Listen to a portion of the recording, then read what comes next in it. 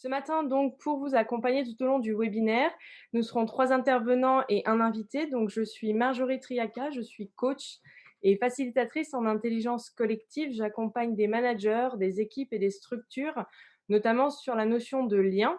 Donc, le lien à soi, tout d'abord, le lien aux autres dans la gestion d'équipe et le lien plus généralement dans les structures pour notamment tout ce qui est culture d'entreprise, vision et mission d'entreprise. Et on verra tout au long de ce webinaire que la notion de lien face à l'incertitude est très importante.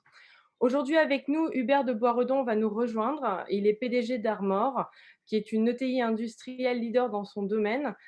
Hubert de Boisredon a été nommé stratège de l'année par Les Échos en 2019 et il nous fait l'honneur d'accepter notre invitation ce matin pour venir témoigner par rapport au sujet qui nous intéresse.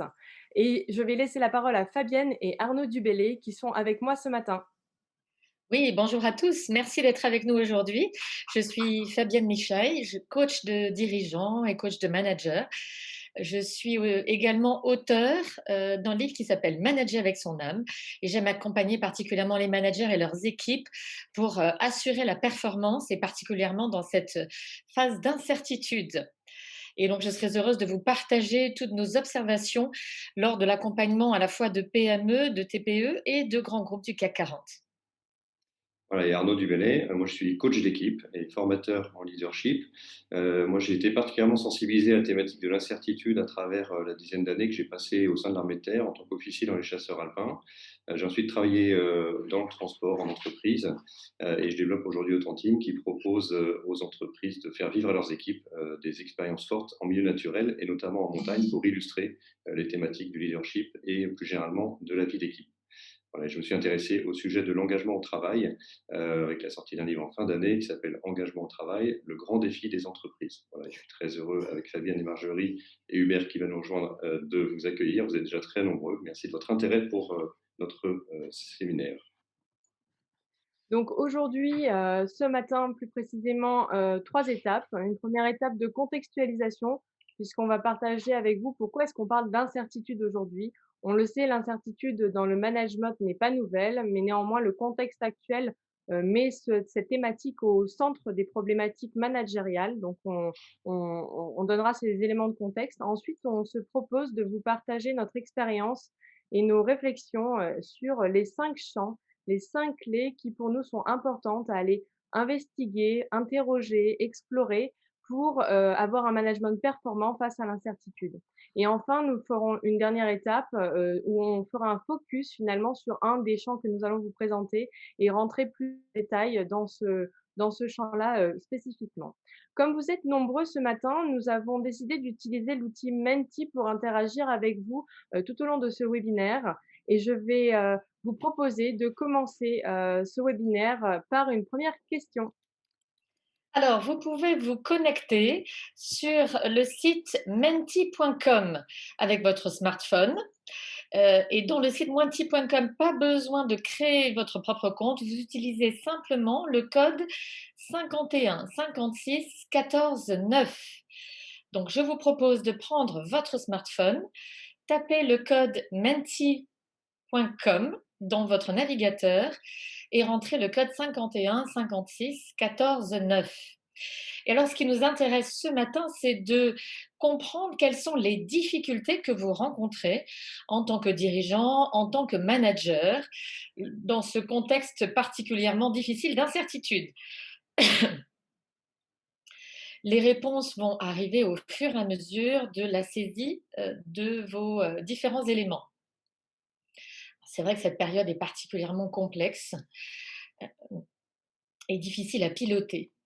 Alors, je vois arriver pour vous la question du lien social, de la démotivation, des relations à distance, du décalage successif des plannings, superviser les collaborateurs dans le télétravail, rassurer ses équipes, remise en cause de la stratégie, engagement, rencontrer les clients, impossible de visiter les clients, la visibilité budgétaire, la confiance des équipes. Alors, on peut noter qu'il y a pas mal d'éléments qui tournent autour de la relation.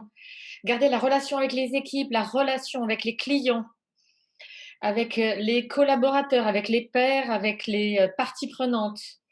Rassurer, rassuré sans perspective, difficile de donner le cap, difficile de planifier, d'avoir une vision sur la stratégie d'investissement, la vision long terme, le créer du business. Oui, pour certains d'entre vous, je sais qu'il y a un vrai stress lié à la continuation de l'activité. Le lien social, évidemment. Garder la dynamique collective. Alors, vous pouvez toujours contribuer encore sur le site Menti. Mener projet long terme. Il y a quelque chose qui se joue dans cette situation d'incertitude entre le court terme, le pilotage court terme et le pilotage long terme. Et nous verrons qu'il est important de garder des projets à long terme, ou en tout cas un cap, et surtout ne pas l'abandonner dans l'incertitude qui est la première des grandes tentations. Et beaucoup de choses, bien sûr, autour du fait, d'abord du stress, bien évidemment, et de l'accompagnement des personnes, donc le relationnel. Difficulté à se projeter, la vision, l'humeur, lancer son business. Et oui, pour ceux qui sont parmi vous des créateurs d'entreprises, ce contexte particulièrement incertain et anxiogène, mais en même temps, il est tout à fait porteur d'opportunités. Très bien, écoutez, je vous remercie pour toutes ces contributions. Nous allons continuer. Nous allons continuer à regarder et analyser cette situation de l'incertitude et particulièrement la question de l'environnement VUCA. Alors, qu'est-ce que l'environnement VUCA? C'est un terme qui est apparu dans les années 90, notamment par l'armée américaine à la fin de la guerre froide et la chute du bloc, pour qualifier ce qu'on était en train de vivre, ce que l'on est, et c'est particulièrement exacerbé aujourd'hui, c'est-à-dire la volatilité, le fait qu'il y a des changements qui sont de plus en plus rapides et de plus en plus importants. Et là, on peut dire qu'en ce moment, on est servi. Tout s'accélère et tout est imprévisible. On pourrait parler par exemple de la question du transport des taxis, l'arrivée des VTC, du covoiturage, du WeCar. Alors aujourd'hui, c'est un secteur en crise, notamment avec la chute du tourisme, mais cette volatilité est importante. Ensuite, il y a la question de l'incertitude, c'est-à-dire la difficulté de prévoir et considérer que l'expérience que l'on a acquise ne suffit plus. Donc, on va devoir s'appuyer sur d'autres éléments. La complexité, le fait que les informations sont multiples, très nombreuses et parfois contradictoires. Et enfin, l'ambiguïté, c'est-à-dire qu'il n'y a plus de rapport évident entre la cause et les effets. Donc, dans cet environnement VUCA, nous avons plusieurs effets qui sont induits, et particulièrement par cette incertitude exacerbée. Tout d'abord, certains d'entre vous l'ont indiqué, cette insécurité psychologique qui entraîne une démotivation des équipes, un stress très fort, des tensions, des turnovers. Je vois, moi, dans les entreprises que j'ai pu accompagner, j'ai accompagné notamment pas mal de dirigeants qui étaient au bord du burn-out. Et donc, comment gérer ce surstress, comment arriver à trouver un équilibre et assurer une sécurité psychologique pour ses collaborateurs. Ensuite, un processus décisionnel qui est perturbé par les informations contradictoires. On ne sait plus s'il faut prendre une décision ou pas. Et un certain nombre de dirigeants se sont retrouvés bloqués sans pouvoir décider. Enfin, un des risques, un des effets induits de l'incertitude, c'est l'innovation. La grande tentation, c'est de ne plus vouloir innover ou de chercher à bloquer toutes les innovations, et particulièrement les innovations qui étaient en cours. Or, nous verrons que ce qui est très important, c'est justement de continuer d'innover et particulièrement de percevoir les signaux faibles et les opportunités de l'incertitude pour pouvoir continuer à créer et rester vraiment présent sur les marchés. Et enfin, un dernier point qui est le biais managérial de l'hypercontrôle. On a tendance dans l'incertitude à concentrer la décision, à chercher à décider pour le dirigeant seul ou le manager d'équipe seul, alors que c'est justement le moment de déléguer et de s'appuyer sur tous dans l'entreprise.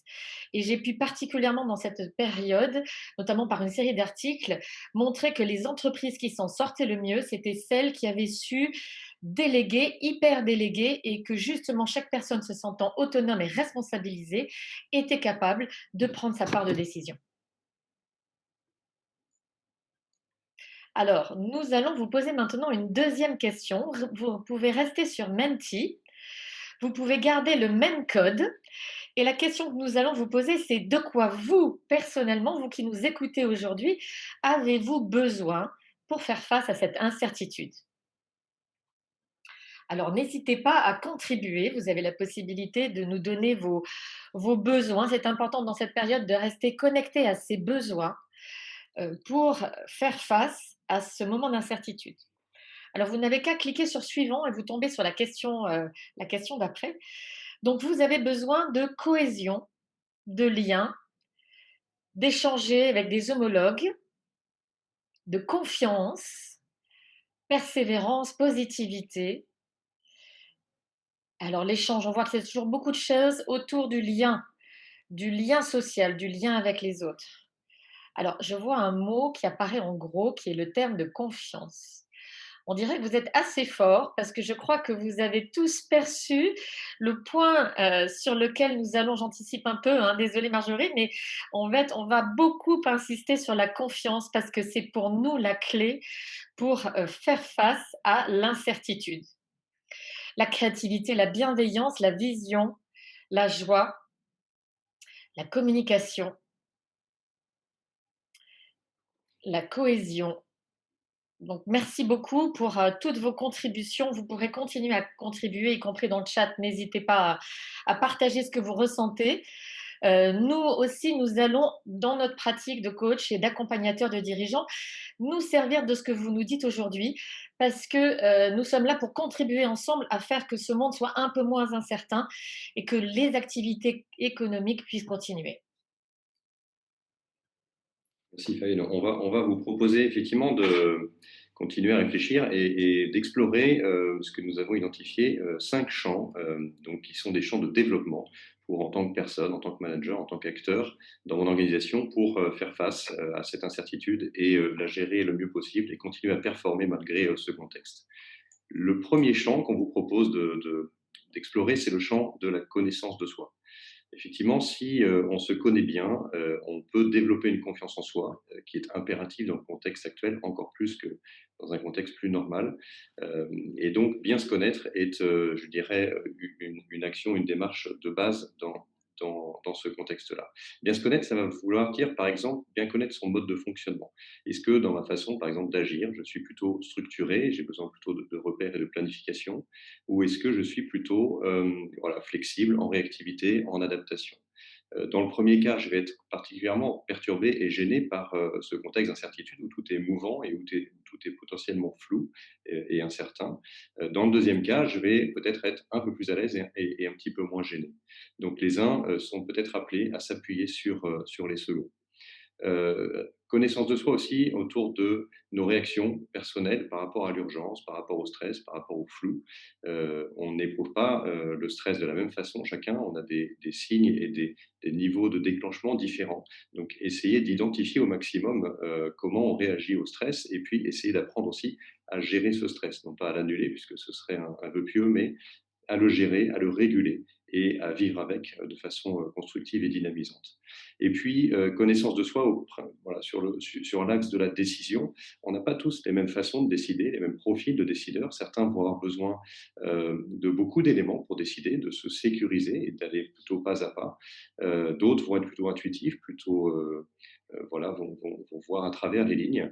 Encore une fois, les premiers vont être peut-être particulièrement perturbés par la situation actuelle, les seconds le seront certainement moins. On a aussi un style de décideur, par exemple, plutôt individuel, hein, Fabienne y faisait référence, qui peut devenir un excès hein, dans le contexte d'incertitude ou de crise, parce que dans la crise, si on reste seul et si on joue seul, on risque fort de faire de grandes erreurs. Voilà, donc la dimension collective est très importante aussi à développer. Voilà, connaissance de soi pour être vraiment en clarté avec ce qu'on est et en grande confiance. Et ça rejoint le deuxième axe qu'on vous propose, c'est travailler sa posture de leader, de manager, pour ceux qui sont dans cette posture-là, hein, dans leur activité, parce que en crise, en incertitude, lorsque tout est flou, lorsque plus rien n'est sûr, le groupe humain, l'organisation, l'entité, l'équipe va avoir mécaniquement tendance à se référer au leader comme un nouveau cap, encore plus qu'avant.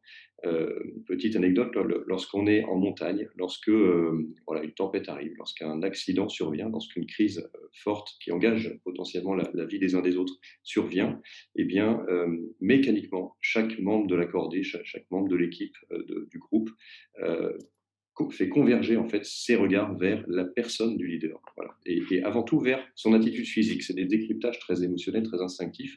Et donc le moindre geste, la moindre hésitation qui peut se percevoir va générer du stress, de la crainte. Et à l'inverse, une sérénité dégagée par un leader qui se connaît bien et qui a voilà, une assise personnelle forte va diffuser de la sérénité et va permettre au groupe de passer l'épreuve. Voilà, donc travailler sa posture leader, développer des qualités, des vertus de pragmatisme, d'humilité, d'empathie, d'écoute envers les autres, d'être à l'écoute des signaux qui émanent des personnes qui travaillent avec nous. On a également le troisième champ, évoqué déjà par Fabienne, qui est celui de l'innovation. Effectivement, le risque, c'est d'être prostré. Lorsqu'on ne sait plus où aller et qu'on n'a plus assez de repères, on risque potentiellement de se dire mieux vaut attendre. Mais si la situation dure, comme c'est le cas actuellement depuis plusieurs mois et sans doute pour encore un certain temps que nul ne connaît, eh bien, il faut continuer d'avancer. Parce que si on ne continue pas d'avancer, on recule mécaniquement et les concurrents à côté, nos partenaires, notre environnement, lui, continue d'avancer. Donc, une des pistes, c'est d'accepter, en fait, de baisser son seuil d'acceptation du risque, qui est à un certain niveau en temps normal, entre guillemets. Et bien, dans des temps comme ça, il faut peut-être accepter à plusieurs, hein, non pas seul, mais de partager ce seuil de risque révisé pour pouvoir quand même poser des choix et continuer à innover, à progresser. Un peu en thématique liée, la question de la décision. Et notamment en période de crise, on va avoir tendance potentiellement à se faire happer par l'action, par l'urgence, par tout ce qui nous submerge. Donc conserver en fait des temps de décision, évidemment, de réaction pour gérer l'urgence, mais aussi d'analyse, de réflexion et de brainstorming, à la fois sur ce qu'on a déjà réalisé, sur la qualité des actions et la performance, la pertinence des actions qu'on a pu lancer, et puis de ne pas hésiter à douter de ce qu'on a fait, à interroger ce qu'on a fait et à se réadapter. En période d'incertitude et de crise, il faut toujours effectivement être très agile, hein, c'est un terme bien connu aujourd'hui, et être en réactivité très souvent par rapport à ce qui peut nous arriver. Et enfin, et vous nous avez devancé là-dessus, le cinquième champ, c'est celui de la confiance. Et c'est celui qu'on va vous proposer vraiment d'approfondir pendant cette demi-heure qui est encore devant nous, parce qu'on pense que c'est une clé centrale, et elle se situe au centre de notre présentation. C'est une clé centrale pour faire face à ce contexte exigeant, faire confiance aux autres et se faire confiance ensemble. Donc effectivement, on va faire un focus sur la confiance et pourquoi finalement la confiance est si importante. Tout d'abord et pour, relier finalement les effets induits dont parlait Fabienne tout à l'heure, la confiance, elle va offrir la fameuse sécurité psychologique et psychique dont on vous parlait. En effet, l'humain a besoin de sécurité mentale pour performer, pour être bien, pour être capable de raisonner, pour être capable de trouver des solutions. Donc cette confiance, elle va permettre cette sécurité psychologique. Ce qui va finalement, dans un deuxième temps, permettre aux collaborateurs, aux managers, aux structures de pouvoir oser et aller innover, d'ouvrir un petit peu le champ des possibles en allant chercher de nouvelles solutions, en créant de nouvelles stratégies. Et on le voit par exemple dans le contexte actuel, dans l'hôtellerie-restauration, où il y a de nouvelles choses, les ventes à emporter qui se développent. Donc, savoir rebondir sur les contextes complexes que nous vivons. Ensuite, la confiance. Pourquoi la confiance? Elle permet aussi d'augmenter la performance des collaborateurs et des structures. Et in fine, elle engage et elle responsabilise les personnes. On le voit de plus en plus, cette notion de confiance, elle est en tête des classements et en tête des critères dans tous les classements que l'on voit. On vous partage là le dernier classement de Fortune 100 Best Companies to Work For, qui est un institut de sondage où la confiance est arrivée en top priorité, en top critère dans les structures qui performent le mieux. On a aussi des Great Place to Work qui utilisent ce champ de la confiance. Donc on voit que la confiance est vraiment mise en avant et un vrai effet de performance et stratégique sur les entreprises. Pour aller plus en avant dans cette notion de confiance, on voulait vous partager ce petit schéma. Vous connaissez sans doute Patrick Lencioni, donc, qui est auteur et conférencier sur des problématiques de management, et il nous partage dans son ouvrage Les 5 dysfonctionnements d'une équipe, cette pyramide. Et en fait, cette pyramide représente les fondations, les 5 clés de la performance d'équipe et de surcroît de la performance d'une équipe face à l'incertitude. Et on le voit, tout comme Maslow a fait sa pyramide des besoins avec des besoins fondamentaux à la base, Patrick Lencioni nous propose de mettre la confiance à la base de tout. Et c'est avec cette confiance-là qu'on va pouvoir après engager, responsabiliser et obtenir des résultats. Et on va vous proposer un petit peu plus de détails par rapport à cette notion de confiance maintenant. Oui, on va creuser effectivement le terme et ce que recouvre ce terme de confiance. Qu'est-ce qu'il faut entendre par là? Alors, la définition, si on veut être un peu académique, il y a deux grands aspects. C'est le sentiment de sécurité, hein, qui est dégagé par cette confiance, parce qu'on est sûr de pouvoir compter sur soi ou sur les autres, selon qu'on parle de la confiance en soi ou de la confiance dans les autres. Et puis, c'est l'espérance ferme que une personne est fiable, finalement, qu'on peut se reposer sur elle. Et donc, les différentes dimensions, on va avoir la confiance en soi, on l'a évoqué, on va avoir la confiance en l'autre, en les autres, celle qui vient de moi et qui va vers l'autre. On va avoir celle qu'on reçoit des autres, hein, finalement, c'est la confiance qu'on inspire auprès des autres. Et puis, la confiance en l'avenir. Et là, on est au cœur de notre sujet. Comment avoir toujours confiance en l'avenir lorsque on est dans un brouillard aussi opaque que celui qu'on connaît aujourd'hui. Voilà. Et on voit bien qu'il y a une réciprocité, il y a un mouvement circulaire entre la confiance que j'émets et la confiance que je reçois. Et l'une nourrit l'autre. On va vous proposer de vous prendre un petit temps de réflexion sur cette dimension de confiance. Petit temps d'introspection avec la question que vous voyez s'afficher, qui est en fait quel est le niveau de confiance qu'on vous accorde, que les autres vous accordent. Alors dans le travail, il faut entendre vraiment dans l'environnement de travail global, hein, de votre entreprise, au sens assez général. Dans votre équipe rapprochée, hein, ça peut être tout simplement un collègue ou une collègue avec qui vous travaillez spécifiquement. Voilà, une équipe, généralement, on parle de 5, 10, 15 personnes. On est sur un environnement plutôt restreint. Et puis, dans votre vie personnelle, sociale, amicale, non professionnelle, entendons ça comme ça. Voilà, le premier résultat s'affiche.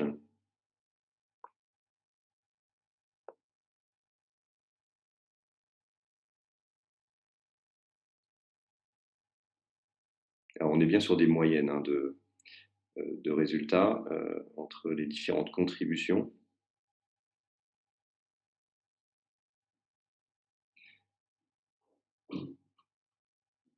Voilà, ce qui est intéressant, une des pistes de réflexion qu'on voudrait vous livrer à travers ce petit exercice, c'est d'interroger déjà les écarts qu'il peut y avoir entre les différents domaines. Pourquoi est-ce que au travail, on me fait peut-être moins confiance que dans ma vie personnelle privée ou inversement?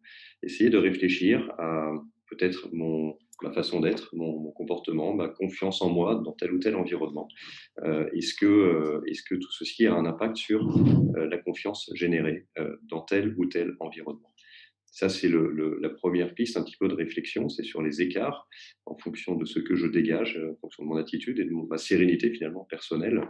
Deuxième piste aussi qui peut être intéressante, et c'est un peu au-delà de cette question-là, c'est ma capacité à faire confiance aux autres, à faire confiance à mon environnement, à jouer ce pari, ce pas en avant, d'accorder cette confiance. Ce qui est, on le sait, pas toujours facile, surtout quand on est passé par certains déconvenus. Et si c'est le cas, eh bien, comment finalement je vais au-delà de ces expériences peut-être parfois mitigées ou négatives pour continuer de faire confiance, malgré ce qui a pu marquer mes expériences. Voilà, c'est une petite introduction, mais évidemment, c'est un travail que vous pouvez faire bien plus longuement, je dirais, avec un petit peu plus de temps individuel consacré. Nous allons poursuivre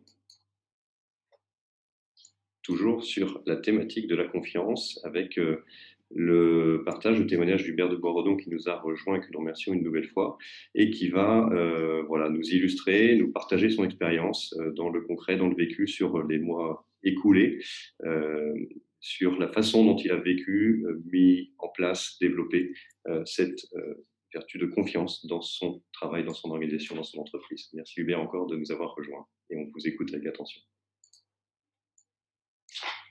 Alors Hubert, peut-être Nous ton micro, entendons pas. mettre ton micro. Il y a juste le micro. Voilà.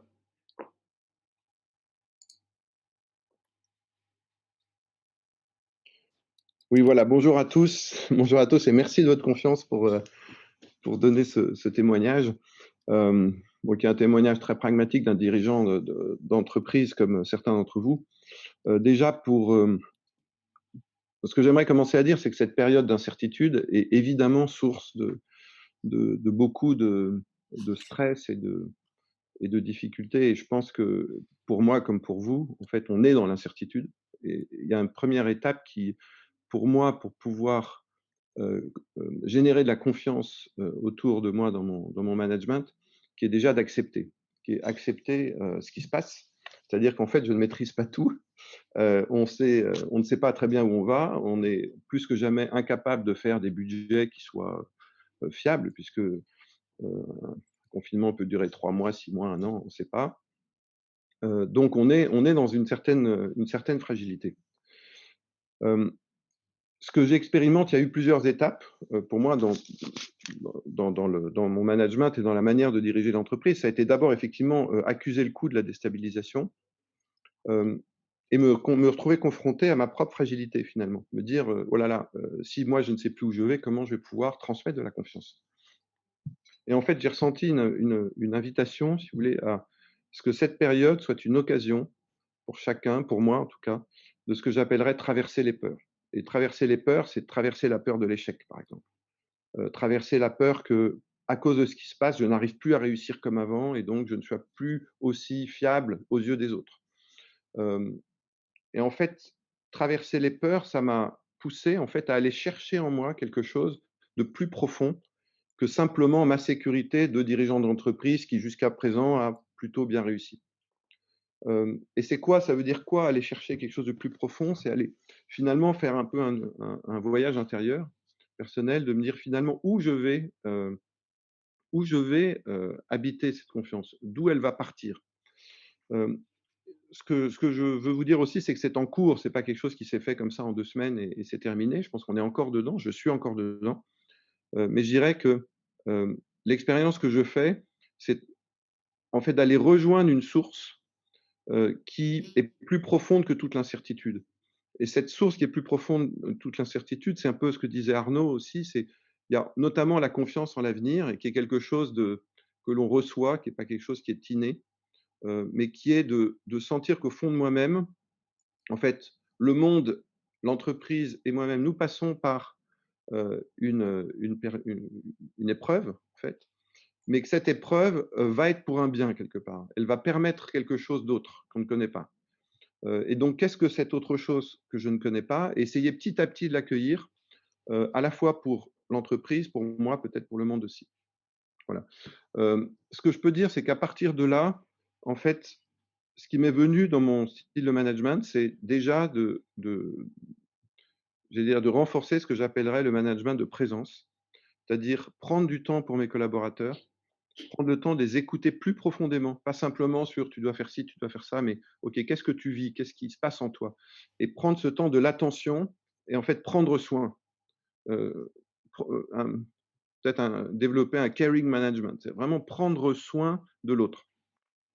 Et je remarque très souvent qu'en faisant ça, ça génère en fait une confiance qui renaît chez l'autre, parce qu'il me sent avec lui et il perçoit que je comprends en fait ce qu'il vit. Deuxième chose, c'est d'encourager l'initiative. Par exemple, dans la période du confinement, on a Armor, pour ceux qui connaissent pas Armor, en fait, nous sommes une ETI de 2000 personnes, à peu près 300 millions d'euros de chiffre d'affaires, et nous sommes leaders mondial dans la fabrication des consommables pour les étiquettes code barre. Également, nous avons d'autres activités qu'on appelle des new tech. Notamment, il y en a une qui est la fabrication additive 3D. Et lorsque le premier confinement a été annoncé, en fait, beaucoup de personnes ont été mises en chômage partiel.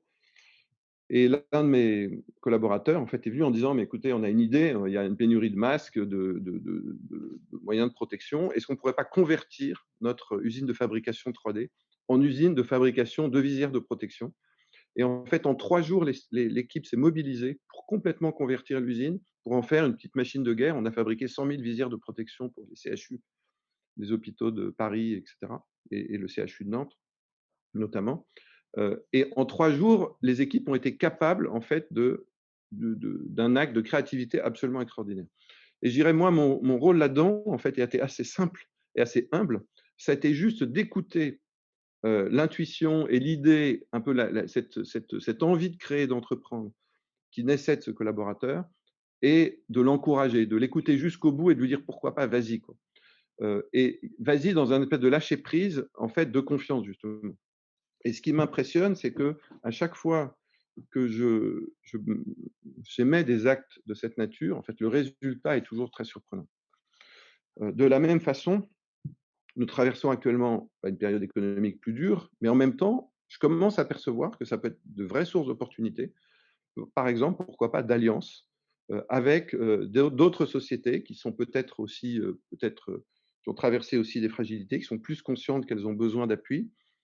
Et ce qui apparaît, c'est que peut-être ensemble, eux et nous pourrions être encore plus forts qu'avant. Voilà, ça fait partie des éléments.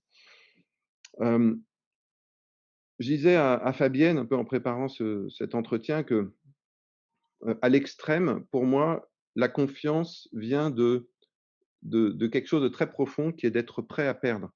En fait, si je suis prêt à perdre quelque chose de ma vie, quelque chose de mon avoir, quelque chose de mon paraître, quelque chose de mon pouvoir, si vraiment je suis prêt à le perdre, je gagne une liberté dans ma manière d'agir. Et cette liberté me permet à la fois de traverser les peurs et de transmettre une confiance, parce que j'ai plus grand-chose à perdre. En fait, finalement, cette épreuve que l'on traverse permet peut-être d'être plus soi-même, et d'avoir moins besoin de vouloir présenter une image de celui qui sait, celui qui est fort et celui qui est en fait, finalement invulnérable. Alors, ça me donne l'occasion de mettre en parallèle ou en opposition le management par la confiance, de d'un autre type de management que j'ai subi quelque part dans d'autres organisations, et je pense que j'appellerais le management par la peur et par la pression. C'est-à-dire que le management par la peur et par la pression, c'est un management où en fait on laisse entendre à l'autre qu'en fait il n'est jamais assez, que ce qu'il fait finalement n'est pas conforme aux attentes, qu'il faut toujours faire plus. Finalement, une espèce de pression qui met du doute, qui met de l'angoisse, et avec une croyance qui est que plus les personnes vont avoir peur, plus elles vont se surpasser, etc., etc. Ce qui est complètement absurde et surtout extrêmement dangereux, parce que ça détruit les gens. Je pense qu'à l'inverse, le management par la confiance, c'est celui qui fait un pari sur l'autre, qui est que, en le regardant dans son potentiel de développement, finalement, va émerger de lui des choses que je ne connais pas et qui sont bien au-delà de ce que peut-être je voyais de lui et de ce que je pensais possible. Donc, les exemples que je vous donnais là, sur les créations de nouvelles activités, par exemple, est un bon exemple. Voilà, enfin, je pourrais citer plein d'autres exemples de cette nature, mais je crois qu'on est invité dans cette période à peut-être aller rejoindre cette source profonde en nous, qui peut-être, là aussi, au plus profond de moi-même, je perçois que cette source, c'est aller rejoindre une certitude, qui est finalement une certitude que je suis aimé tel que je suis, quoi qu'il arrive. Alors, pour certains qui ont une expérience plus spirituelle, on pourra dire cette source, c'est effectivement quelque chose de l'ordre du divin, de l'ordre de peut-être présence d'un amour qui nous dépasse nous-mêmes et qui fait que finalement, qui nous dit: je ne t'abandonnerai pas, je ne te laisserai jamais seul.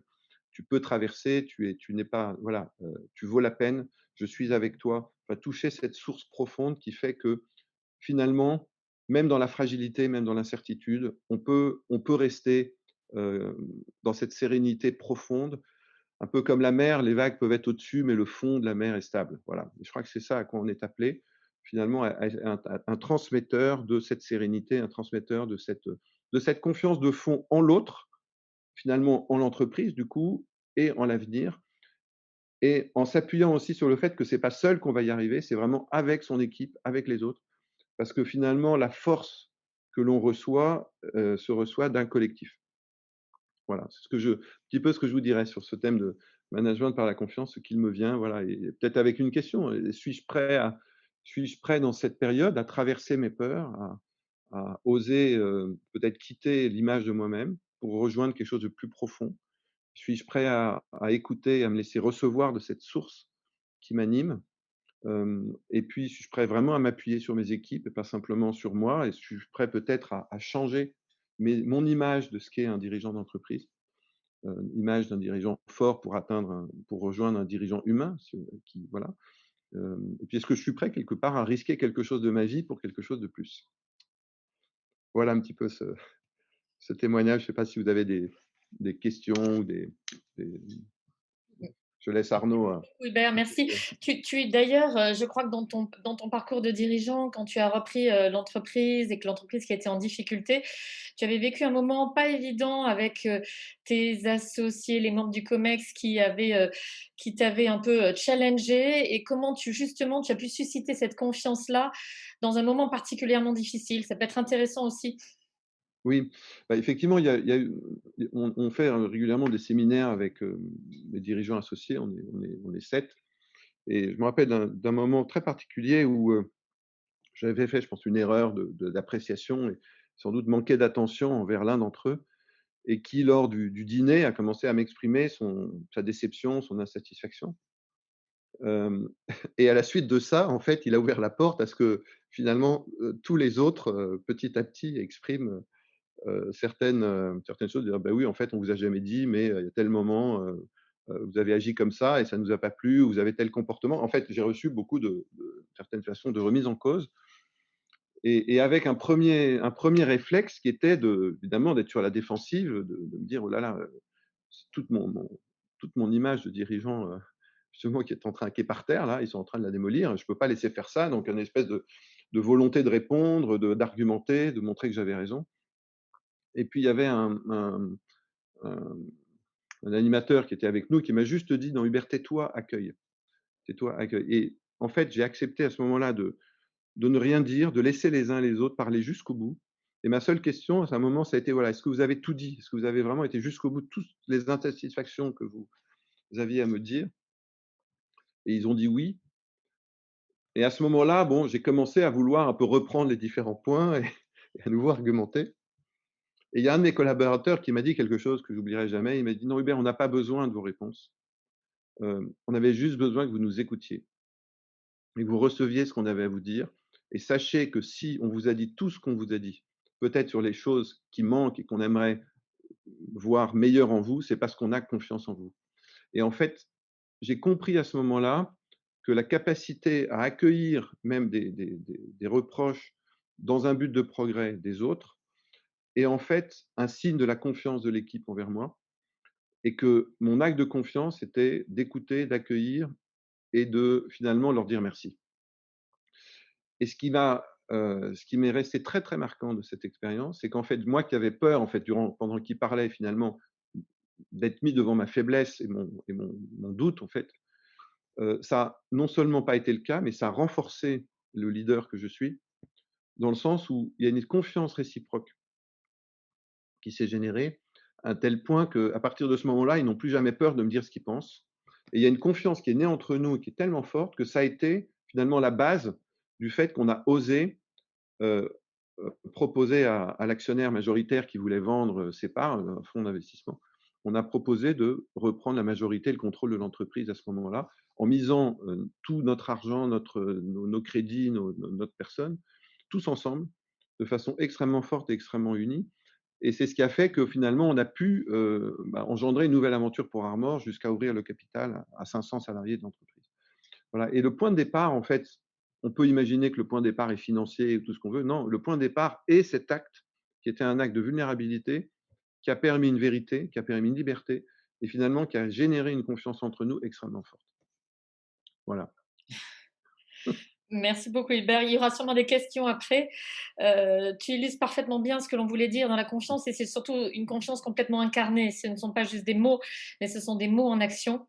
Et donc, je voudrais juste très rapidement, finalement, expliquer ce que sont ces 4 points de la confiance, ces 4 points comme pour que chacun d'entre nous, nous puissions réfléchir à ce qu'est la confiance et comment susciter la confiance. Il y a 4 éléments pour définir la confiance, et Hubert l'a fait mieux que n'importe quel discours. Le premier, c'est la fiabilité. C'est cette capacité à dire quelque chose et à faire ce que l'on a dit que nous allions faire. Et ça, tu l'as démontré. Et je sais que tu es fiable et chaque fois que nous devons collaborer, on peut toujours vraiment compter sur toi. La question aussi de l'accueil, c'est-à-dire accepter les autres, leur dire tu es OK pour moi, ce que tu dis est OK pour moi, ta différence, je l'accepte. Et c'est normal dans un monde où nous sommes tous différents de pouvoir accepter l'autre, accepter ses dirigeants associés tels qu'ils étaient avec leurs remarques, accueillir l'autre tel qu'il est avec ses différences. Le troisième point, c'est pouvoir partager ses préoccupations, son état d'esprit librement et être curieux de ceux des autres. Je sais que pendant la crise, la première phase, le premier confinement, tu étais inquiet, et ben tu n'as pas peur de pouvoir dire aux collaborateurs, je suis inquiet. C'est pas évident. On va dire que c'est vraiment cette ouverture de pouvoir dire ce que l'on traverse, et c'est en pouvant le dire ouvertement que l'on suscite la confiance et qu'on entraîne les autres et les équipes. Et puis, dernier point, l'alignement, c'est-à-dire être aligné entre ce que l'on croit, nos valeurs profondes, nos convictions profondes, et ce que l'on fait et ce que l'on dit. Vraiment parvenir à cet alignement. Alors, c'est toujours une quête, hein, on n'est jamais parfait, mais chercher le plus possible à être aligné entre nos valeurs, nos croyances et nos actions. Peut-être que nous allons maintenant passer au temps des questions et à vos questions. Alors, questions qui sont nombreuses. Oui, moi, je voudrais rebondir sur celle de Renaud qui me semblait intéressante, qui nous dit pourquoi a-t-il fallu une crise pour avoir un management par la confiance? Alors, il est jamais trop tard. Et moi, j'ai envie de répondre à Renaud. C'est intéressant parce que en fait, on dit souvent que dans crise, il y a risque et opportunité. On vous appelle, on vous invite à effectivement voir tout ce qu'on vit en ce moment, qui n'est pas simple, comme une opportunité effectivement de se reposer des questions assez fondamentales qui ont été évoquées notamment par le témoignage d'Hubert. C'est vraiment qu'est-ce que j'accepte de perdre, quelle page je veux faire en avant et quelle prise de risque j'accepte de faire, de prendre en accordant cette confiance et finalement en acceptant et en cheminant vers le fait de faire bloc ensemble, parce qu'on s'aperçoit bien que quand plus rien ne va, quand tout est instable, seul, on n'est vraiment pas grand-chose. Et en fait, ça remet au premier plan le besoin qu'on a de faire bloc, de faire équipe, de faire corps. Voilà. Peut-être, Merci Renaud pour cette je ne sais pas intervention. si je peux intervenir encore. Oui, vas-y, bien Avec sûr, plaisir. Hubert. Oui, non, peut-être je dirais, dans mon cas, en fait, c'est pas la crise qui a généré le management par la confiance, c'est plutôt l'expérience que j'ai vécue dans une entreprise précédente de l'inverse, en fait. C'est-à-dire du dégât que peut faire le management par la peur et la pression, et un peu ce concept que pour que les collaborateurs se surpassent, il faut les mettre sous pression en permanente et en doutant d'eux, de leurs capacités. Et en fait, c'était vraiment cette prise de conscience de ce que moi j'ai subi, mais de ce que j'ai vu vivre autour, qui m'a fait percevoir que c'était vraiment pas la voie de l'avenir. Et donc c'est en prenant la responsabilité d'Armor en 2004 que j'ai vraiment décidé de mettre en place, en tout cas avec une intention très forte, de mettre en place un management par la confiance. Il se trouve que cette crise de la pandémie, en fait, vient m'emmener encore plus loin dans non seulement une confiance dans mes collaborateurs, mais aussi une confiance dans l'avenir, en fait, hein. C'est ça, c'est dans cette incertitude aller toucher une confiance encore plus profonde. Alors, merci. Alors, Il y a beaucoup Hubert, de questions. Je ne sais pas si on va oui, pouvoir toutes les prendre malheureusement, mais quand on enverra les liens pour tous ceux qui étaient présents, on essaiera d'y répondre. On demandera à Hubert de répondre à ces questions qui étaient notamment sur est-ce qu'Hubert, tu as eu laissé l'occasion à un de tes collaborateurs qui avait une idée sur laquelle tu n'étais pas tout à fait d'accord, de pouvoir aller au bout de son idée, même si tu ne la trouvais pas forcément pertinente. Oui, bah, je dirais que ça, c'est permanent, c'est permanent. Et l'idée des visières de protection, par exemple, c'était pas mon idée. Au début, je me demandais est-ce que ça allait marcher, est-ce qu'on était équipé pour ça. Et il y a eu, en fait, j'ai suivi l'élan de ce collaborateur qui portait ce projet, et je me suis dit, ben, finalement, pourquoi pas, allons-y. Et qu'est-ce qu'on a quand je dis être prêt à perdre, c'est aussi ça. C'est est-ce que je suis prêt à perdre quelque part que ça ne marche pas pour susciter l'initiative et l'esprit d'entreprise. Et je pense qu'il y a, en fait, je crois que tous les jours, il y a effectivement des propositions de ce type, et je suis sans arrêt confronté à, voilà, est-ce que je suis prêt? En fait, c'est plutôt d'écouter quelle est la posture et la source chez le collaborateur. Est-ce que c'est voilà, est-ce que c'est simplement l'envie d'essayer quelque chose parce que voilà, ça l'amuse, mais ça n'a pas de sens, ou est-ce que ça a du sens? Par exemple, dans le cas des visières de protection, j'estimais que ça avait du sens dans le cadre de la pandémie, qu'Armor s'engage. On a du jour au lendemain acheté 80 imprimantes, on a investi beaucoup, et en se disant voilà, ça vaut la peine, on y va. Une dernière question, car nous arrivons au terme de ce webinaire, Hubert.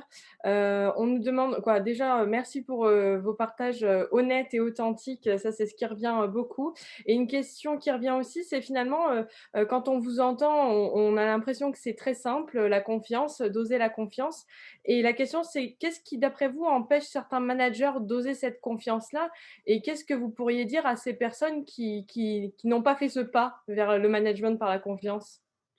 Alors non, ce n'est pas simple. Ce n'est pas simple parce que c'est pas naturel. Parce qu'en fait, quand on dirige, on est souvent très soucieux de en tout cas, pour moi, je vois que la tendance naturelle, c'est, la peur de l'échec, c'est l'envie de réussir et je crois que c'est souvent la peur de l'échec qui nous fait, en fait, projeter sur l'autre sa propre peur en disant: «Tu ne vas pas être celui qui va m'emmener à l'échec, donc je t'exige de réussir».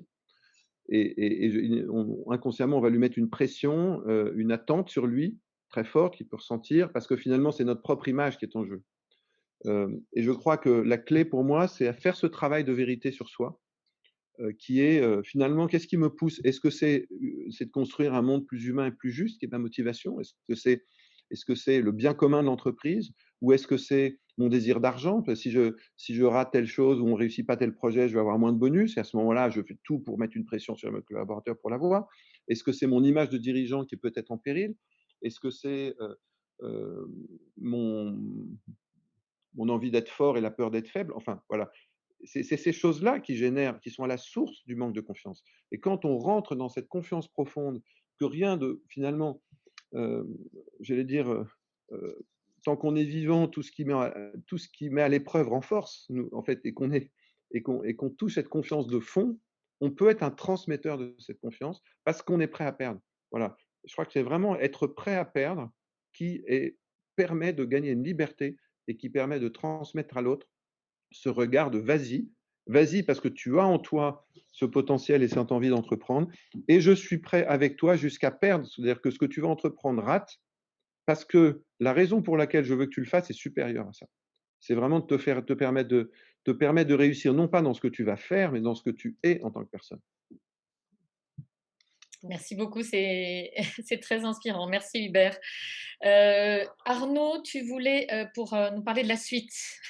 Et voilà, avant de clôturer, de vous laisser reprendre vos journées, voilà, si vous souhaitez, si tout ça vous a fait réfléchir, si vous souhaitez aller plus loin sur le champ de la confiance, dont on a longuement parlé, sur la question de l'innovation, de l'incertitude, sur la connaissance de soi et tous les thèmes qu'on a pu aborder, et donc participer à continuer de développer votre performance dans ce contexte exigeant, qui n'est pas simple, eh bien, voilà, on est à votre écoute pour identifier vos projets, vos besoins, vous proposer des différentes formules de formation, de coaching, d'accompagnement, différentes modalités, à la fois en distanciel, à la fois en présentiel et pourquoi pas lors de séminaires sur des sites particulièrement inspirants en pleine nature pour s'oxygéner.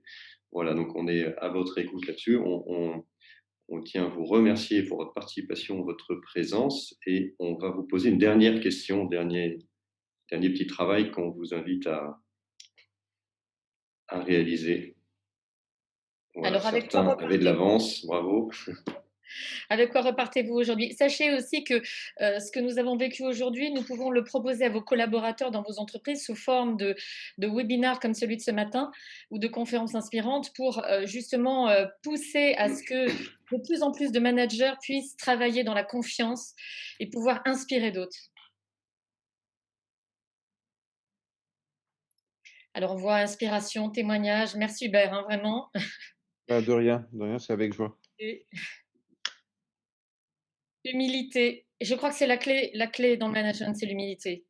La vulnérabilité aussi. S'il y avait des points à retenir, vulnérabilité, humilité, reconnaissance, recherche du bien commun, recherche de l'intérêt général, du bien-être des autres, être prêt à perdre, être prêt à perdre. Courage aussi. Travailler pour Hubert. On rêverait tous de travailler pour Hubert. C'est top. Eh Bon, oui. merci à toutes et à tous. On arrive au terme de ce webinaire. On va vous laisser, vaquer à vos occupations. Merci encore Hubert de votre présence avec nous ce matin et Merci. on espère vous retrouver pour d'autres webinaires, incessamment sous peu. Merci, Merci. c'est un vrai plaisir et partager aussi renforce la confiance. Voilà, merci à vous. Mmh. Merci à tous.